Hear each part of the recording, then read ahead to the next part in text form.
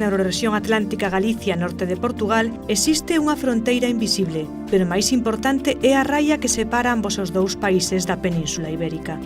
É a fronteira entre o eixo atlántico e o corredor interior, que está formado de norte a sur por Lugo, Monforte de Lemos, Ourense, Trás-os-Montes e Alto Douro. Mentres as cidades máis próximas á costa viven unha explosión industrial e poboacional, os núcleos interiores sufriron durante as últimas décadas o éxodo dos seus habitantes, que deixaban atrás a dureza dunha economía rural. Hoxe, co desenvolvemento das infraestruturas, as accións de cooperación transfronteiriza e o apoio da Unión Europea, o interior da eurorrexión está a ver a luz ao final do túnel, pero aínda queda moito por facer. Na eurorrexión o que existe é un grande contraste entre a zona interior e a zona costera. A costera é atractiva, a que alberga a poboación, na que se concentran as actividades económicas. A interior se caracterízase pola despoboación, polo envellecemento demográfico, pola falta de industrias. É evidente que existe un contraste claro, moi nidio. En unha zona é atractiva, la da costa, e outra, digámoslo, é a que expulsa man de obra e incluso capitales. Lóxicamente, calquer político debe de artellar mecanismos para que a zona do interior non quede despoboada, nin tampouco queda exenta ou marxinada. Mentres que na zona costera o que necesita son reglamentacións. Por tanto, son dúas concepcións que hai que poñer en marcha, nunha correxir os defectos da congestión, que é a zona costeira, e en outra alentar e atraer e seducir o que son as persoas e as actividades que aí se poden concentrar no interior. As cidades de Lugo, Monforte de Lemos e Ourense constitúen a columna vertebral da Galicia interior, unha parte de Galicia que con frecuencia estivo esquecida e que sempre viviu un pouco a remolque do desenvolvemento industrial da outra Galicia, a costeira. Nas dúas últimas décadas, o forte crecemento experimentado no litoral acrecentou no interior un problema xa histórico, a despoboación, o éxodo cara ás cidades costeiras, en procura de mellores oportunidades de vida. Eu creo que hai unha realidade, tanto en Galicia como no norte de Portugal, que hai unhas diferencias moi grandes entre o que é a costa, o litoral, e o interior, non? Entón, o eixo atlántico creo que ten que xugar, ou debe de xugar un papel importante, moi importante, na eliminación desas diferencias, ou na disminución desas diferencias. A percepción do estancamento da Galicia interior con respecto á puxanza da zona atlántica é un factor fundamental para comprender a necesidade que senten os seus habitantes de que se corrixan os desequilibrios. A parte das ventaxas que ten a costa per se, polo que é o comercio, hoxe, a súa posición, o que é a autopista do eixo atlántico hasta o porto, dende Ferrol ao Porto, vertebrou moito o país. A capacidade das comarcas interiores para competir no mercado vai en función da súa accesibilidade. Canto máis acceso a un mercado para compras ou para vendas, máis capacidade competitiva. En definitiva, é un problema de infraestruturas. É verdad que o 70% da población en Galicia vive en torno ao eixo atlántico, por lo tanto temos unha eiva que hai que solucionar, que é a Galicia do interior. Hai que vertebrar o territorio, hai que coexionalo, hai que conexionalo para que económicamente tamén a Galicia do interior se poda desenvolver. Do mesmo xeito que non hai un ferrocarril que comunique Ferrol co Porto, tampouco teñen entre Lugo e Ourense para chegar a Braga. Por iso, entrar no discurso do tren de alta velocidade para moitas autoridades convértese literalmente nun soño. Nos en Ourense sempre, cando falamos de alta velocidade, eu nestos últimos tempos cecais estou a falar de algo que considero virtual, porque estou escoitando falar de que hai comunicacións no eixo atlántico, de que estáse comunicando Santiago con Coruña, etcétera, etcétera. Pero é que, claro, Portugal, norte de Portugal, conexión eixo atlántico, e articulación interior en Galicia non existe. Manter a rede viaria da rexión é esencial para o seu desenvolvemento. As autoestradas bordean a rexión ou atravesan Lugo e Ourense, pero non conectan ao interior. E moitas das estradas do país son un calvario para o tránsito, por non falar dos camiños que son o único nexo de unión entre aldeas dispersas que están a quedar baleiras de xente nova. Os veciños destas aldeas dependen de provedores de fora incluso para conseguir alimentos básicos. É o caso de Vilasouto, en Lugo, onde un día a semana chega esta panadeira para vender o pan casa por casa. Cocinamos os panes. Aí bien. Está ben así como está. Vale, bueno, usala. Galicia ten unha taxa de natalidade moi baixa e unha poboación de xente maior que se incrementa progresivamente. Esa situación agrávase coa migración da poboación cara ás cidades da costa atlántica. Manter unha masa crítica de poboación é imprescindible. Mas esse movimento de abandono da parte interior começa já nos anos 60, já quando com a mecanização da agricultura se começam a libertar ativos do mundo rural, houve uma forte imigração para o litoral, para a costa e, sobretudo, para a Europa, para a França. O futuro do interior de Galicia pasa por xerar unha infraestructura Ourense, Monforte, Lugo, que potencie este espacio, disminúa senón as distancias e os tempos de resposta e xenere unha masa crítica suficiente para que se desenvolva este territorio sin ser fagocitado polo que é o eixo da costa. Eu creo que o enemigo do progreso da Galicia rural ou da Galicia interior que hai, por desgracia, moitas máis persoas que fallecen que persoas que nacen. É dicir, a pirámide poblacional nesta comarca é, eu creo que equiparable a calquera zona do interior de Galicia e de Portugal, realmente moi preocupante. Entón hai que tomar medidas para iso. Esa masa de poboación mínima é tamén un imperativo para a Costa de Lugo, onde para manter a actividade recórrese á poboación estranxeira, porque Galicia deixou de ser unha rexión de emigrantes. Estas terribles imaxes dos galegos marchando para terras afastadas pertencen ao pasado.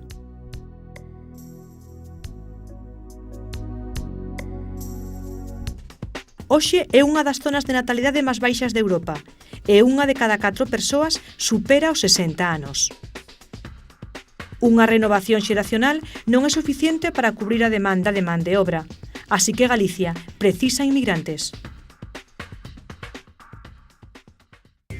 Os caboverdianos chegaron á comarca da Mariña para dedicarse á pesca e botaron raíces en terra, en Burela. A medida que se iban acomodando, xa traían as súas mulleres e os seus fillos. E incluso, seguiron tendo fillos xa nacionalizados españoles e, nenos gallegos. A partir do 95 aproximadamente, ao mellor algo antes, empezaron a chegar os primeiros peruanos. Tamén, un pouquiño a dinámica foi a mesma, chegaron homes solos e medida que se foron instalando, pois foron traendo as súas familias, que é un pouquiño no proceso que estamos agora. Despois chegan, de todo Latinoamérica como no resto de Galicia, pero o máis destacable son esas dúas comunidades.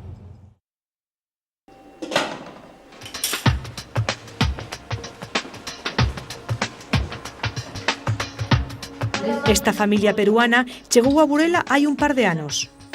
O esposo veu co contrato para pescar e moi cedo trouxo a súa muller e 2 dos seus 4 fillos. ¿Les echado aquí a la comida? Sí, le he echado, pero si gustas, échale un pedacito más. No, que va a picar mucho. Vailles ben, xa compraron un piso e acaban de regresar das súas vacacións en Perú.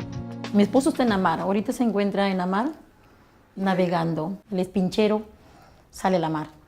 Lo más bonito de acá es estar juntos, unidos con mi esposo, ¿no? Él llegaba al año 2 meses, al año 3 meses. Entonces, cuando él nació... No me conoció cuando nació.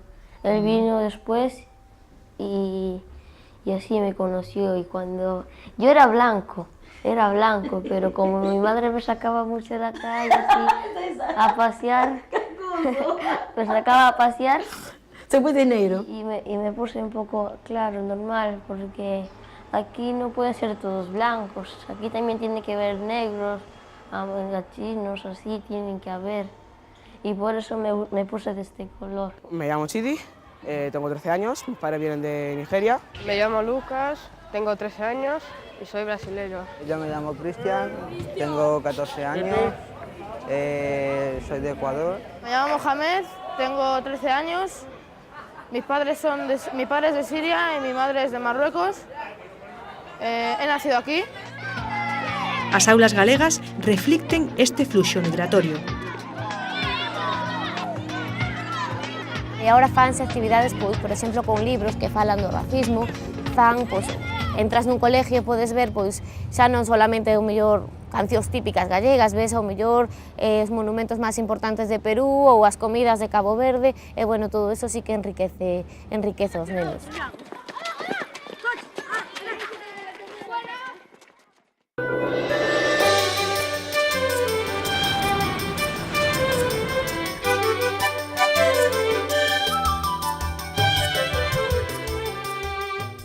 Lugo posúe a única muralla romana que conserva o seu circuito enteiro.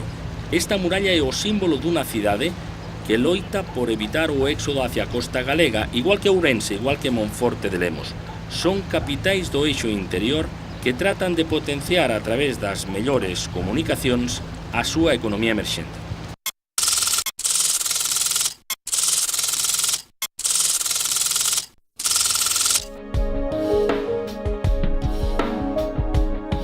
Lugo, a máis extensa das provincias galegas, ábrese ao mar Cantábrico por esta franxa costeira que se estende dende Estaca de Bares a Ribadeo, onde unha moderna ponte sobre a ría do Eo enlaza Galicia co Principado de Asturias.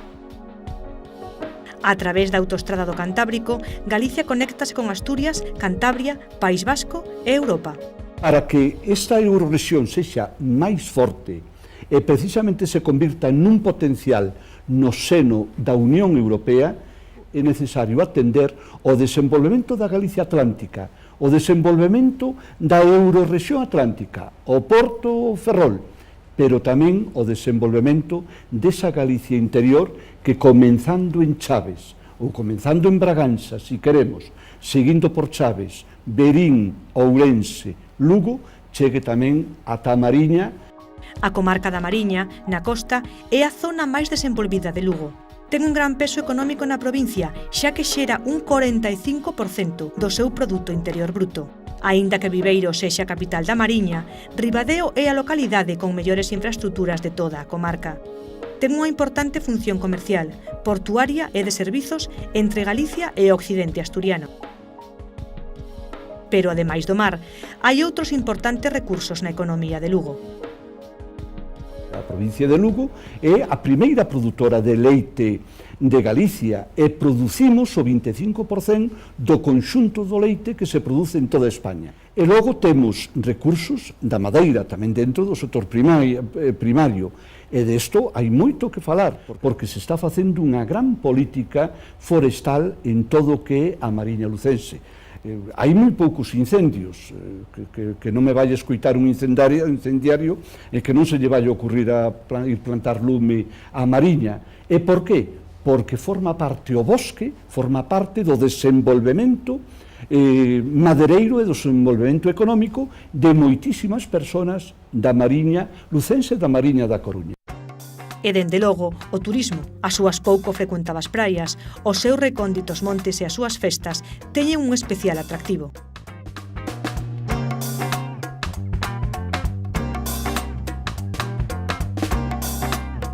Pasa o mesmo co capital, Lugo, unha cidade pequena e fermosa que soubo integrar a súa histórica muralla como elemento fundamental da súa paisaxe e a súa estructura urbana. Construída polos romanos hai 17 séculos, continúa viva a través das súas 10 portas que comunican as zonas novas coas máis antigas da cidade, 2 quilómetros de muralla declarados pola UNESCO Patrimonio da Humanidade. A provincia luguesa converteu a beleza, a variedade da paisaxe e as moitas ofertas ao longo do ano no seu mellor reclamo. Así, pasou a ser unha zona turística de calidade, cun gran potencial. Temos que seguir traballando, colaborando para lograr ese desenvolvemento turístico. Polo tanto, pódese desenvolver a industria, porque temos man de obra e man de obra preparada. Industria especializada, temos materias primas, temos recursos turísticos e algo que é fundamental, temos ilusión e temos ganas. Polo tanto, que é o que se necesita? Poñernos nunha mesa a pensar, a cooperar, a traballar xuntos. Na economía actual é esencial aproveitar os recursos naturais, pero tamén explorar novas formas de negocio impensables hai algúns anos. O caso de Artigos Relixiosos Martínez é un claro exemplo de como a nova empresa galega ten que adaptarse ao mercado, utilizando as novas tecnoloxías para chegarse ao cliente final e abrindo oficinas no estranxeiro. A sede desta curiosa tenda está situada a carón da muralla romana de Lugo. Trátase dunha compañía familiar fundada en 1928. Nun principio, confeccionaba vestiario para sacerdotes e seminaristas de toda España e o negocio marchaba moi ben. En 1963, cando o Concilio Vaticano II permitiu aos sacerdotes vestir de seglar, ampliaron a súa oferta a todo tipo de artigos relixiosos e crearon os seus propios obradoiros.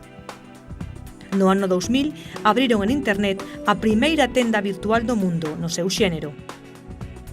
En almacenesmartinez.com pode adquirirse toda a gama de artigos necesarios para a liturxia católica. Reciben pedidos de todo o mundo. As novas tecnoloxías non só lles abriron novos mercados, senón que tamén permiten que deseñen novos produtos. Un dos seus artigos máis vendidos é un lampadario electrónico que funciona cun chip.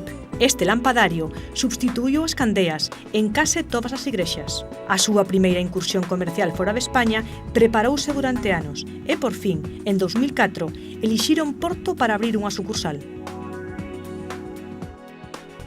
Imprimiron 15.000 exemplares do seu catálogo en portugués e estreitaron os vínculos cos seus proveedores. Nuestra relación con Portugal viene desde hace muchísimos años. Portugal es una potencia en hacer imágenes. Orfebrería, sobre todo en Braga. En Braga tenemos varios proveedores que trabajan, nos hacen pedidos muy importantes, es decir, nosotros hacemos pedidos importantísimos. Ellos mismos pues, nos surten de producto, ya que su calidad es buena y podemos competir muy bien en el mercado con los precios que nos dan.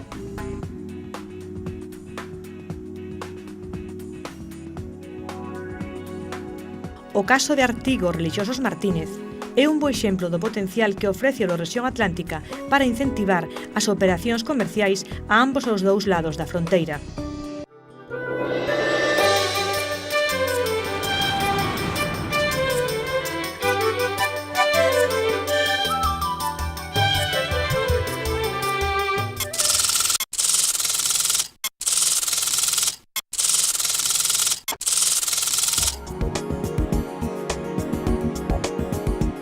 Monforte de Lemos xurdiu como encrucillada histórica de camiños.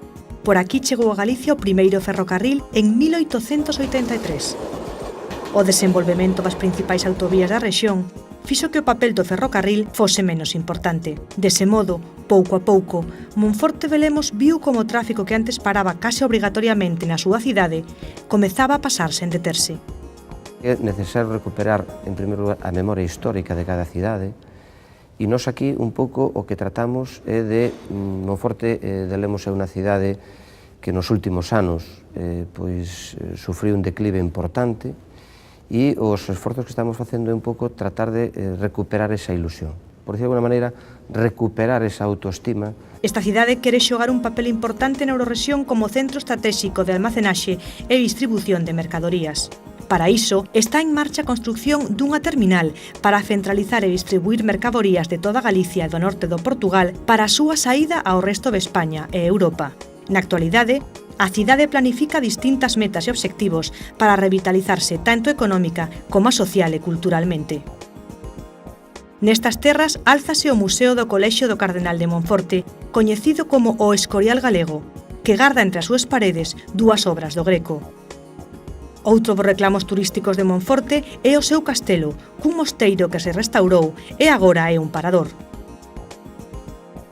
E nós estamos incentivando que a xente viva co río, que participe co río, e que a xente que ven de fora pois teña de referencia ir a ver o noso río Cave, que é un elemento fermosísimo.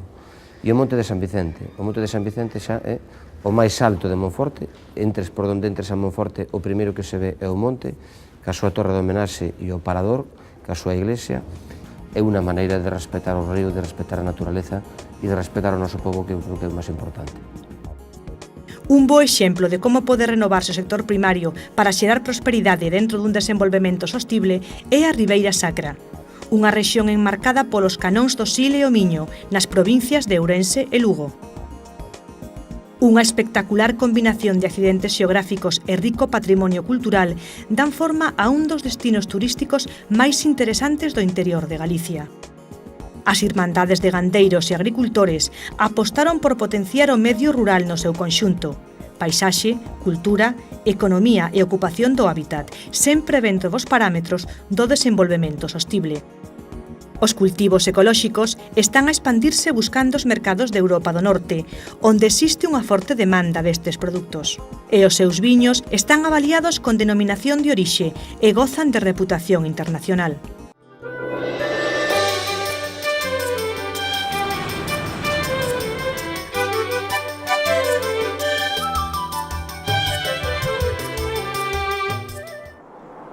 Ourense está no centro xeográfico da Eurorrexión e, por tanto, ten unha situación xeoestratéxica moi interesante.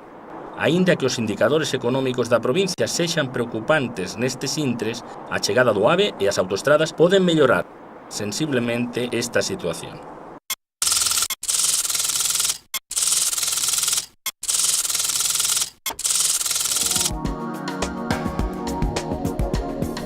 Ourense é, sen dúbida, o centro xeográfico da Eurorrexión e ten como un dos seus obxectivos converterse en centro loxístico da Eurorrexión. Esta provincia ten unha fronteira artificial con Portugal. É unha fronteira administrativa. Ao longo da historia, a permeabilidade co norte de Portugal foi unha constante. Durante moitos anos, o contrabando entre a raia ourensá e portuguesa tiña unha grande importancia nos ingresos das cidades. Hoxe, coa disolución das fronteiras e a mellora das infraestructuras, esta relación é evidente. Hoxe en día é imposible pasear por los comercios de Ourense, de Vigo, de Valença, de Chaves, sin escoitar o castelán en Portugal e o portugués en Galicia, dado que as infraestructuras ainda han achicado máis as distancias que hai entre as nosas cidades e máis que nunca somos un único territorio, non? O que fai que a permeabilización da fronteira pois sea total, dado que non existe unha barreira xeográfica real, o que temos é a raya, pois isto seamos un só país. O acercamento a Portugal, onde se están desenrolando proxectos de comunicación que pode reforzar esa posición que ten Ourense como centro neurálxico e tamén como eixo central da Galicia interior, vai pola vía da Limia, pola vía do Támega, non? Seguindo ese curso, non? O sea, a importancia que pode ter Chaves no desenrolo de Ourense, a importancia que pode ter Guimaraes, a importancia que pode ter todo o Alto Douro, importantísimo dende o punto de vista do desenrolo turístico en Portugal, e que pode ter unha conexión rápida e fácil co interior de Galicia a través de Ourense, é importante. Os romanos chamaban a Ourense a cidade do ouro. Hai moito tempo que o Miño non deixa nas súas ribeiras o prezado metal, pero os ourensáns descubriron un tesouro aínda máis valioso, a calidade de vida. A poboación, que medrou arredor dos mananciais das Burgas, cunhas augas que xa beberon e explotaron os romanos, aposta polo termalismo. O termalismo vai a ser un diferencial en Ourense para pensar que no seu futuro o desenrolo económico, o desenrolo social, vai ter aí un soporte, un pilar básico e fundamental.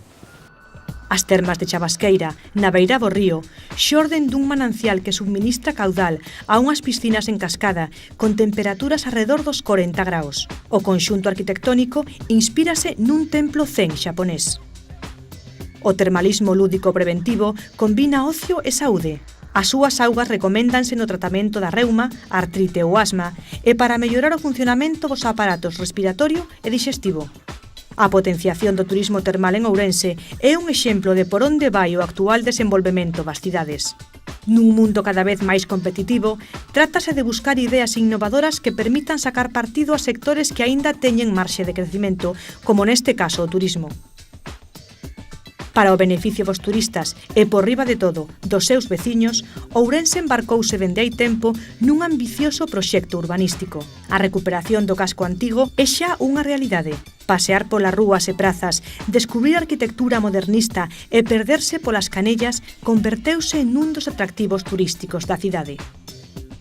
Son moi optimista sobre o futuro da nosa cidade basándonos no iso, é dicir, como Ourense cidade termal e a potenciación que estamos levando a cabo, ou a nosa posición no territorio como cidade comercial, nudo estratégico do transporte, que a cidade do transporte, co que é o ferrocarril, etc., o que fai que esta nova posición na Eurorrexión nos a pasar a ser a zoa central da Eurorrexión potencie o papel da nosa cidade no territorio.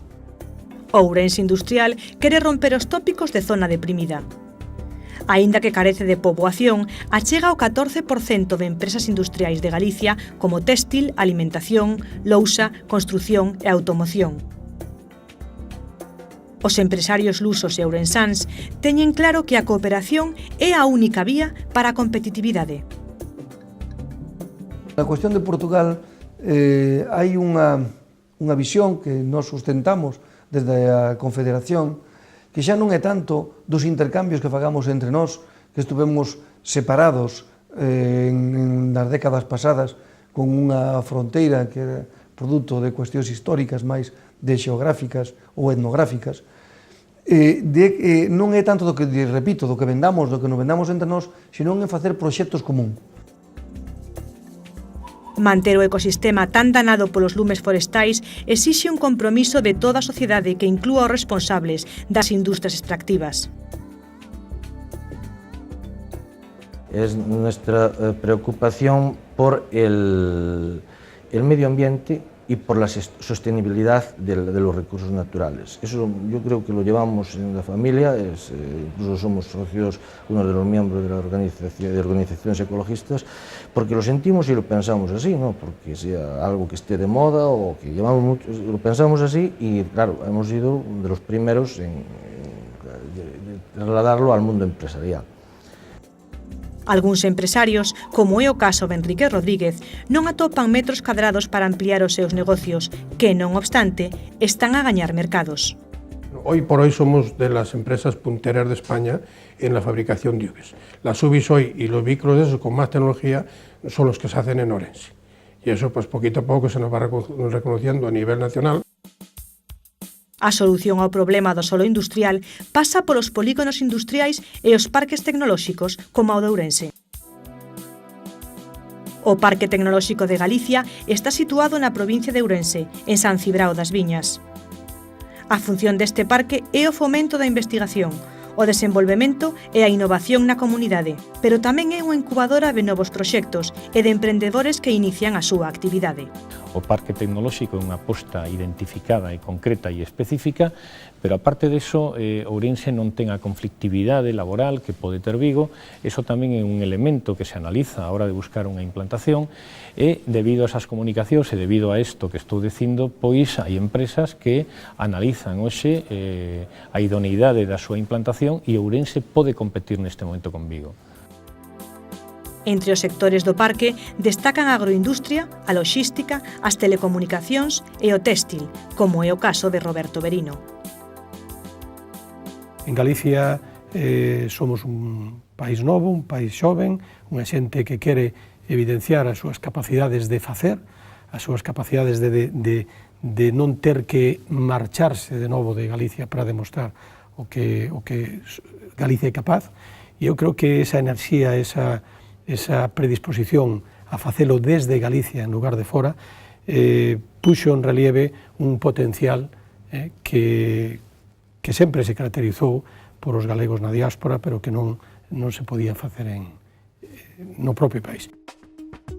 Ourense mira cara ao futuro cun triplo papel.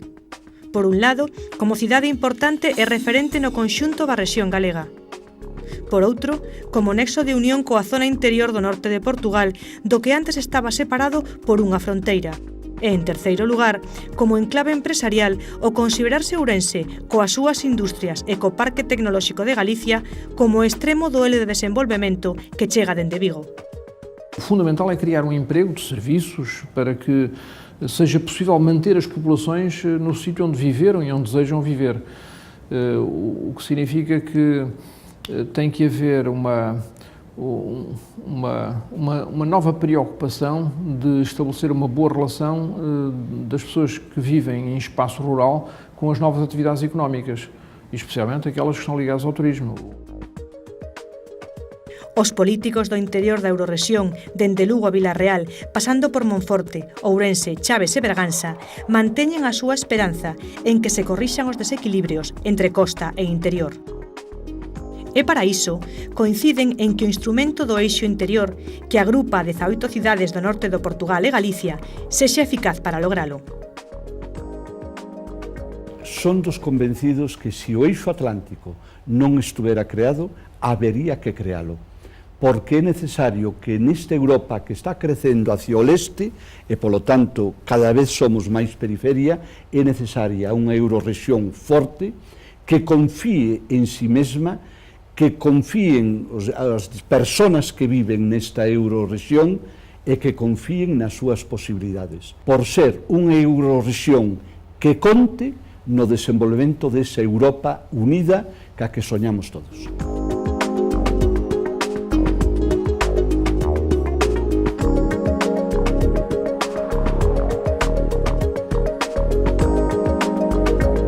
Se en Galicia, Lugo, Monforte, Belemos e Ourense forman un eixo interior, no norte de Portugal son Vilarreal, Peso Barregua, Chaves e Bragança, os municipios que forman esa zona interior, onde se acentúa o contraste cun litoral desenvolvido e poboado.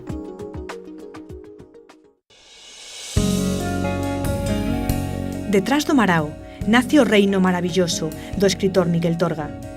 De carácter forte e sinuoso, Trás-os-Montes é unha das rexións menos desenvolvidas de Europa, pero a súa riqueza paisaxística é a porta de entrada para os que queren descubrir un mundo aínda sen explorar, de tesouros artísticos, históricos e turísticos e recursos naturais.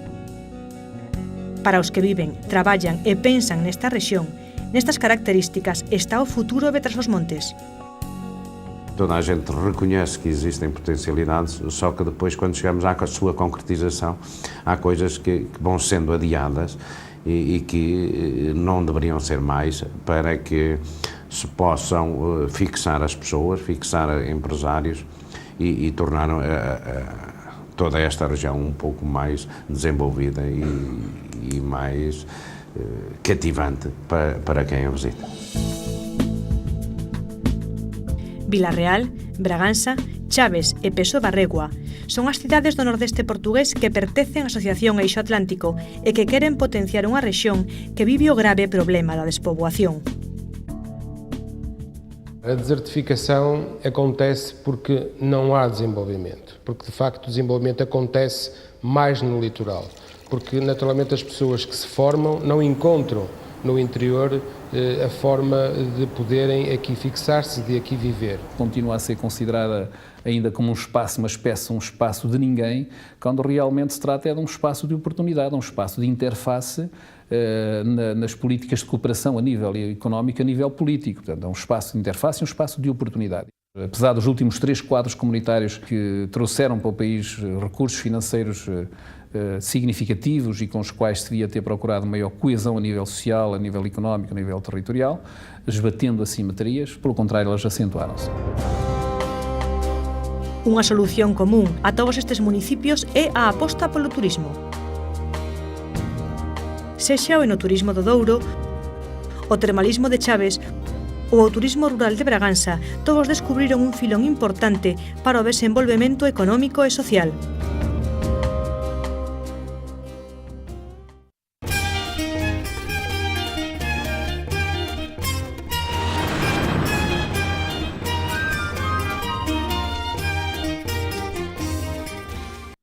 Unha das cidades capital de Trás-os-Montes, Vilarreal, sufriu unha gran transformación fai 25 anos coa chegada da universidade. Agora segue en transformación, é polo de atracción para as cidades do arredor e convírtese en centro de servizos, de cultura e de coñecemento.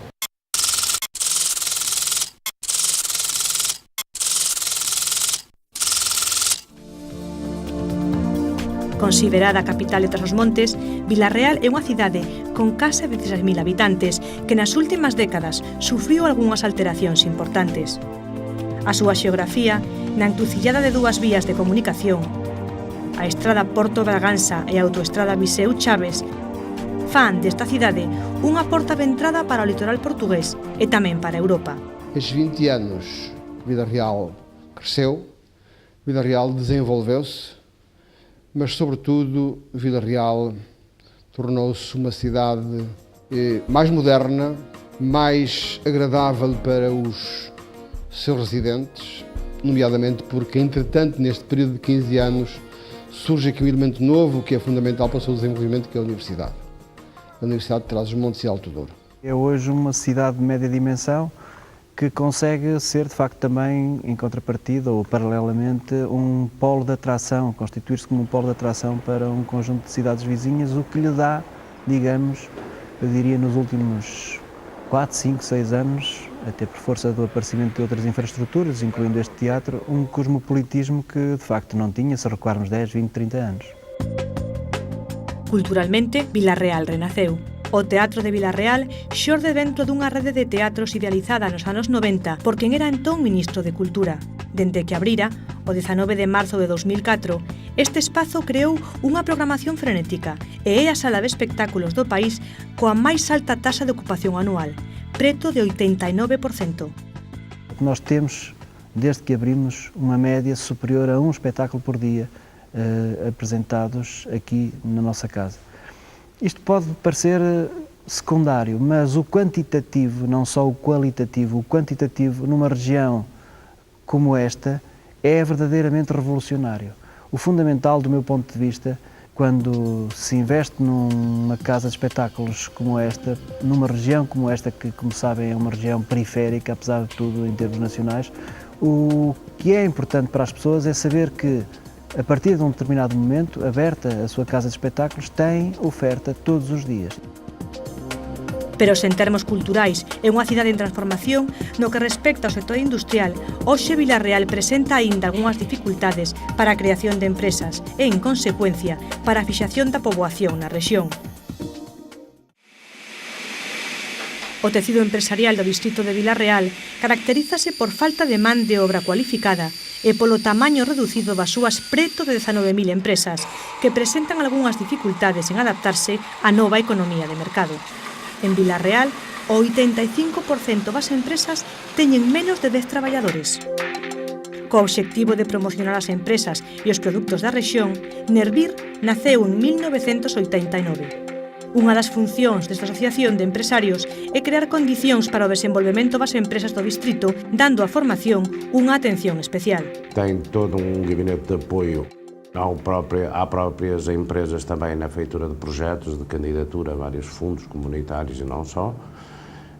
Tem uma escola profissional onde faz formação a jovens que não tiveram sucesso no ensino normal e que vem a construir uma nova para outras vertentes e outros ramos de ensino muito mais práticos e técnicos que, entretanto, em Portugal deixaram de existir. Non obstante, as actividades de Nervir van máis aló das cuestións empresariais, estando atenta a sectores importantes para o desenvolvemento do distrito. Nese sentido, traballaron duro para revitalizar un dos símbolos artesanais da rexión. Curvados sobre unha roda, xa poucos traballan na arte do barro negro. Visallaes, unha aldea preto de Vila Real, é coñecida polos homes que diariamente, xunto á entrada da cidade, esculpen estes obxetos típicos. Sesiznando Ramallo empezou a traballar nesta arte por tradición familiar. Deste oficio, con preto de 500 anos, xa só quedan 4 oleiros.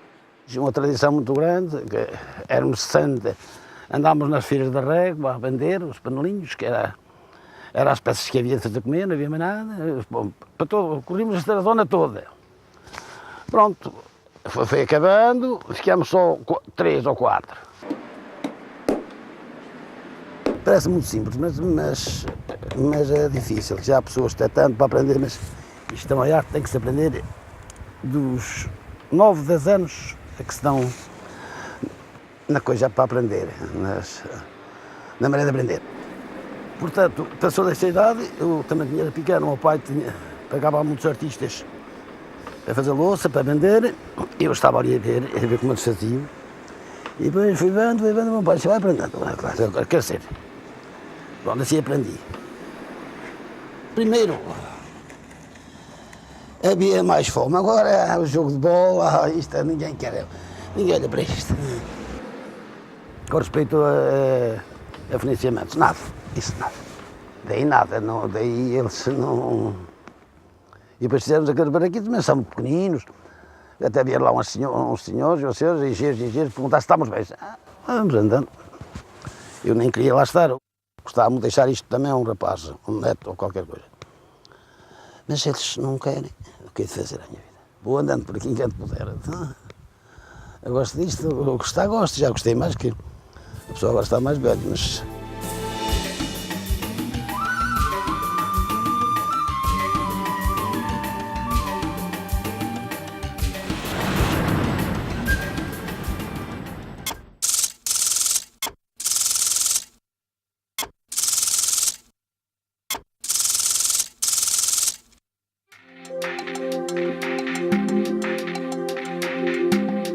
Peso da Regua nace históricamente relacionada co río Douro.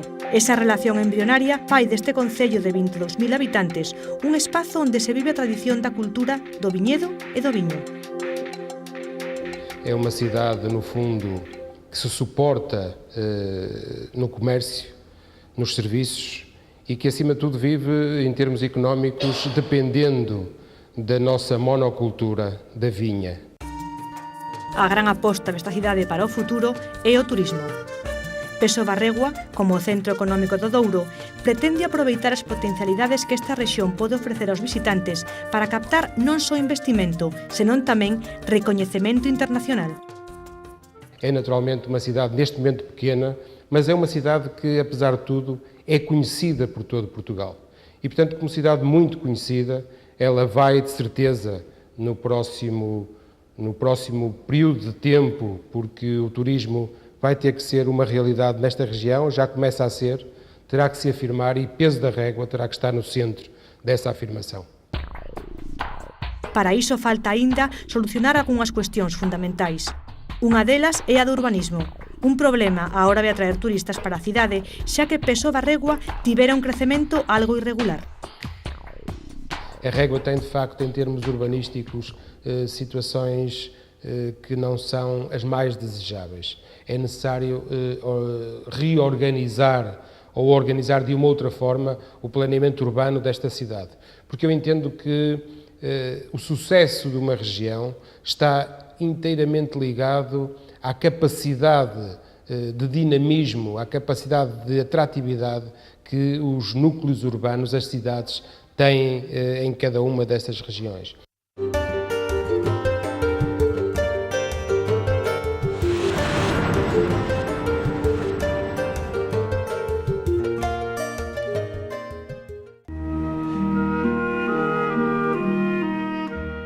...250 anos dedicados á cultura do viño, a máis antiga denominación de orixe do mundo é unha abraiante paisaxe de viñas, de sinuosas curvas e cumios esculpidos polo home para o cultivo do viño, fixeron do Douro patrimonio da humanidade e un lugar encantado para os que o visitan. Nos últimos anos, os viños de Douro están a conquistar un gran prestixio internacional. Ademais, en estas terras onde se produce un dos principais símbolos de Portugal, o viño de Porto. Mais recentemente, para além do vinho e da vinha, também tem havido um desenvolvimento muito significativo na área do turismo, das atividades ligadas com o turismo. A hotelaria, o turismo em espaço rural, a própria restauração, algumas atividades de animação turística que têm ganho alguma importância. O Douro vai ter naturalmente que ser tripartido. O Douro é um potencial de turismo que terá que assentar em três vertentes: no vinho, na cultura e, no fundo, no património que tem. Mellorar as accesibilidades e crear unha coordinación entre os axentes turísticos de xeito que os turistas teñan a posibilidade de quedar máis tempo nesta rexión son dúas medidas que é necesario tomar.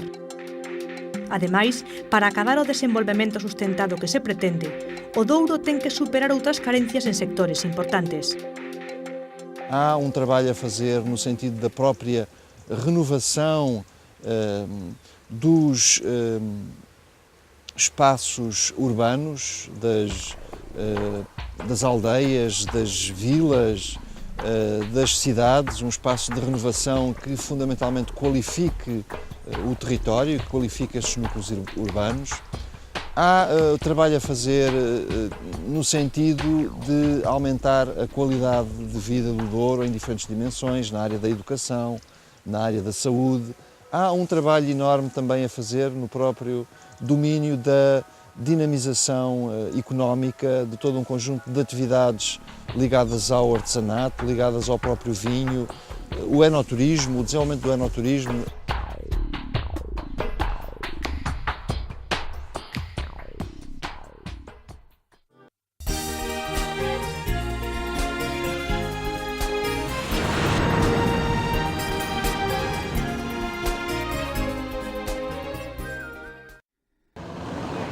Da orixe romana de Chaves dá fe o padrón dos povos. Realmente é a capital termal, a capital turística de Trás-os-Montes, pero queda moito por facer para fortalecer aínda máis ese gran recurso económico.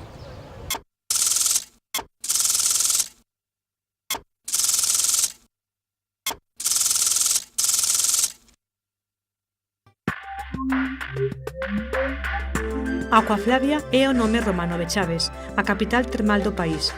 Reflicte a historia da cidade, que hai moito tempo acollía os soldados que descansaban e recuperaban as forzas nas augas quentes que brotaban da terra.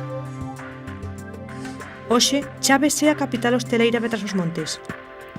Esa potencia ten moito que ver cos 7.000 visitantes anuais das termas da cidade, o recoñecido Spa do Emperador. Chaves é, indubitavelmente, no contexto de Trás-os-Montes, o lugar onde mais turistas passam. As termas de Chaves, as caldas de Chaves, serão, nesse contexto e num contexto de maior modernização, de uma resposta adequada àquilo que são as exigências atuais, num contexto da criação de um espaço de lazer, de bem-estar, de qualidade de vida, serão naturalmente o motor do desenvolvimento. Gera-se um investimento indireto na ordem de mais de 50 milhões de euros. Isto quer dizer que a hotelaria, os serviços, o comércio e outras atividades económicas gravitam, a nível pelo menos da cidade de Chaves, em torno destas termas. Como emprega por ano, na ponta máxima de atendimento, cerca de 130 pessoas, podemos dizer que estas termas também são uma alavanca social no que respeita à empregabilidade. Para responder a unha intensa demanda, as termas están en pleno proceso de crecemento. Nese sentido, a aposta máis recente deste spa terapéutico é na área do ocio e benestar. Aínda así, Chaves terá que organizar outro tipo de ofertas para crear unha maior dinamización do sector. Temos alguns problemas estruturais para resolver, designadamente no desenvolvimento de alguns produtos turísticos por excelência, desenvolver o nosso artesanato, por exemplo, para criar rotas verdadeiramente apetecíveis. O turismo, unha vez máis, aparece como motor nunha cidade na que o sector industrial é aínda moi tradicional. Para modernizar este tecido, Chaves creou un novo espazo para a concentración industrial que facilite o desenvolvemento. Não sendo nós tradicionalmente uma cidade ligada ao empresariado, mas mais ao comércio, nós queremos criar condições para que, e hoje, num contexto de uma ultrapassagem de fronteiras entre as diversas atividades económicas, queremos ser essencialmente uma cidade e um espaço onde as diversas atividades económicas sejam complementares entre si e potenciem realmente a criação de riqueza e emprego.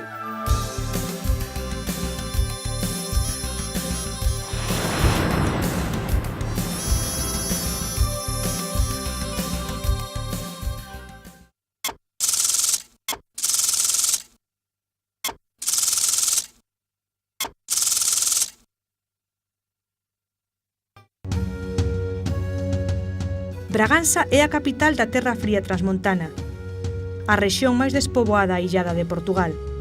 Non obstante, ao ser un espazo transfronteirizo, intenta aproveitar as oportunidades que esa xeografía lle pode subministrar.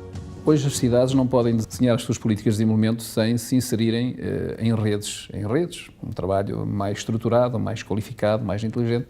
É um desafio sob o ponto de vista da qualificação da atividade das próprias cidades e da evolução da economia. Esta é unha cidade con séculos de historia, onde o castelo toma unha dimensión central na paisaxe urbana. Bragança integra o núcleo das 10 mais antigas cidades do país, uma cidade com um núcleo histórico relevante, com uma presença forte, uma cidade também, na parte moderna e contemporânea, bem estruturada, bem organizada urbanisticamente, com muita qualidade, com um setor de população jovem muito forte. Ao ser unha cidade con moita xente nova, os brigantinos presentan unha taxa en formación superior por riba da media nacional, 16% contra os 9% nacionais, o que significa que é unha poboación que cree que o futuro pasa por unha maior e mellor cualificación. Vila Real tem um polo universitário de grande qualidade na área da zootecnia e da silvicultura. Bragança tem também um polo, um instituto industrial, um instituto politécnico com uma formação superior de qualidade e, portanto, há a possibilidade quer de formar, quer de ir fixando, digamos, quadros técnicos, porque no fundo é o que esta região precisa. Como as demais cidades da rexión, Bragança tarda en impoñerse no dominio industrial, un sector aínda moi tradicional marcado polos recursos naturais. Não podemos ver a cidade e a atividade económica e social da cidade desinserida do espaço rural. Ainda assim, evidentemente que um dos aspectos as componentes mais importantes da economia concelhia situam-se no comércio e nos serviços. A parte do ensino é uma vertente importante associada à atividade económica, mas também os setores tradicionais ligados aos produtos de qualidade do mundo rural, onde tem marca presença também o setor agroindustrial. Sortegel, unha das moitas empresas que forma o SLN, Sociedade Lusa de Negocios, é hoxe en día o mellor exemplo de aproveitamento de recursos naturais do distrito de Bragança. Dedícanse á produción e conservación de castañas. A Sortegel faz hoje cerca de 8.000 toneladas de castanha por ano, com uma parte importante comercializada em fresco, mas no essencial 3/4 da produção é de facto descascada, congelada e exportada. Nós exportamos cerca de 85 a 90% do conjunto dos produtos, nomeadamente da castanha, mas também dos outros produtos, sendo que o mercado interno absorve 10 a 15% dessa produção. A dimensión económica desta empresa reflíctese tamén no ámbito social, ao ser un gran empregador de man de obra local. A castanha, entre o que é pago à produção e o que é pago depois da transformação, deve envolver valores da ordem dos 30 milhões, num ano normal de uns 30 milhões de euros, 30 a 40 milhões de euros por ano. Esta empresa, non obstante, quere apostar por novos produtos. No terreo onde teñen a maior plantación de castiñeiros, pretende restaurar e edificar un pequeno hotel de turismo rural de gran calidade. Temos aqui um projeto hípico, digamos, em gestação, que viria juntar-se ao projeto turístico e temos, enfim, há aqui uma ideia em desenvolvimento também, que é a hipótese de virmos a desenvolver aqui um conceito, nestes vales que aqui temos, um conceito de golfe ecológico. Se unha cousa ten claro Sortegel é que hai que promover os produtos regionais no exterior, se tras os montes e a terra fría queren afirmarse no panorama internacional.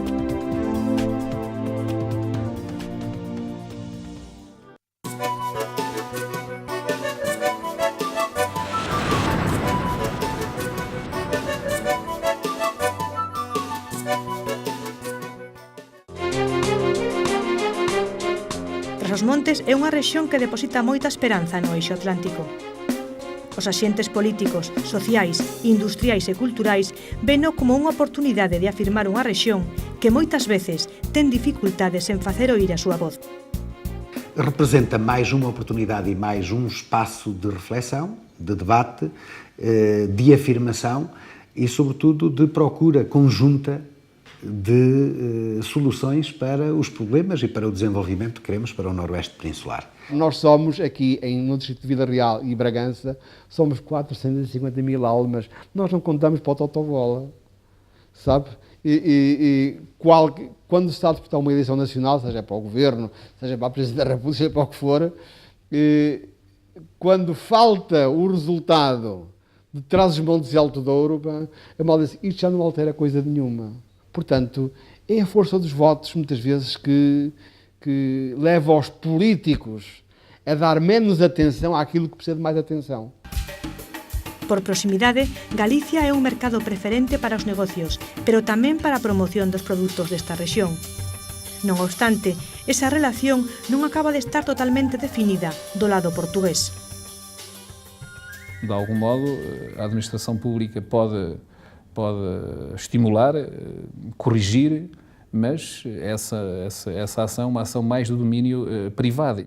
A nossa própria região mais interior debruçar-se, se calhar, a fazer mais sobre isto, fazer um pouco mais de força para que aquilo que é de bom destas experiências, destas trocas de experiência, desta troca de conhecimentos que o Eixo Atlântico traz e dos possíveis contactos, também tragam e reflitam vantagens para a zona interior de Trás-os-Montes, que até agora penso que ainda tem sido muito pouco aquilo que tem usufruído desta, se calhar com culpa das pessoas de cá e das pessoas que cá estão. Este mercado é tamén o principal obxectivo para os produtos culturais e turísticos. A nossa promoção a nível da Galiza é um objetivo estratégico e penso que com a cooperação transfronteiriça que existe com os municípios vizinhos, esses objetivos estão a ser cada vez mais alcançados. O Eixo Atlántico parece ter un problema á hora de promover as actividades que organiza. A culpa recae sobre os mesmos municipios que integran esta asociación. Nós não temos publicitado, nem temos, se calhar, falado o suficiente com os nossos cidadãos sobre esta matéria. A grande maioria das pessoas do meu concelho não tem conhecimento de que fazemos parte desta associação, desta Euro-região, deste conjunto de municípios do norte de Portugal e da Galiza, mas farei um esforço como autarca, como Presidente da Câmara da Régua, no sentido de lhes transmitir e de os sensibilizar, dizendo-lhes que pertencemos a um grupo que eu penso que é um grupo privilegiado de autarquias, que troca informação, analisa questões e problemas concretos de cada um dos concelhos e cria estratégias para os resolver. A outra traba para o desenvolvemento da cooperación destes dous territorios é o sistema político-administrativo dos dous países. Mentres que Galicia ten un goberno autonómico, o norte de Portugal loita, dende fai 10 anos, por unha regionalización que lle dea un maior protagonismo político. O processo de cooperação avançou num contexto de fortíssima assimetria interinstitucional, porque, repare, não se trata apenas de haver um poder político organizado, afirmativo e autónomo, digamos, na Galiza, e não haver esse equivalente no Norte de Portugal. Além disso, a situação é mais grave. É, muitas vezes, a dificuldade que há do poder central em Portugal reconhecer a valia estratégica do território equivalente ao Norte de Portugal. A região Norte era a região na qual nós devíamos estar integrados, que é aquela, naturalmente, que fala hoje com a Galiza, que tem dimensão, que tem massa crítica e que tem, portanto, problemas que são comuns a todos os subespaços e aos cidadãos e que devem ser resolvidos. Hai un sentimento xeral á hora de falar do futuro desta Eurorrexión e Trás-os-Montes non é unha excepción. A procura conjunta de soluções, mesmo que as soluções sejam diversificadas e tenham que ser diferentes nos diversos contextos, julgo que a cooperação e a procura conjunta dessas reflexões é enriquecedora e, como tal, eu sinto-me otimista no que diz respeito ao trabalho e ao desenvolvimento do trabalho do Eixo Atlântico do Noroeste Peninsular e daí continuar, pelo menos no contexto atual. Sinto que o Eixo Atlântico é uma mais-valia para o conjunto das cidades que integram esta associação. É um fórum de reflexão, de concertação de políticas, de estratégias de desenvolvimento e hoje não há políticas de desenvolvimento municipal ou citadino que se possam desenvolver sem ser integradas numa reflexão e em estratégias mais amplas.